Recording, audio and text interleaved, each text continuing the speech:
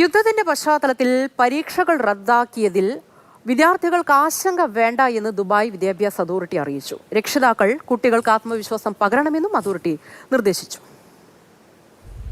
വിദ്യാർത്ഥികൾക്കും രക്ഷിതാക്കൾക്കുമൊപ്പം പൂർണ്ണ പിന്തുണയുമായി കൂടെയുണ്ടെന്നാണ് Dubai knowledge and human resources development അതോറിറ്റിയുടെ അറിയിപ്പ്.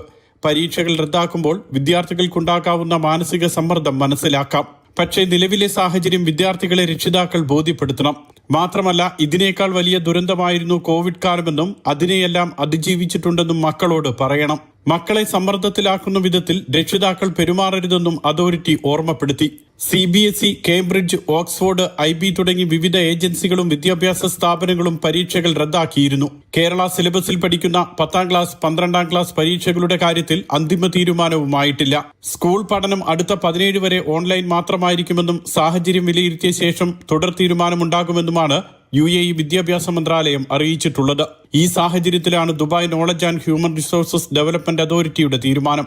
Mathrubhumi news, Dubai.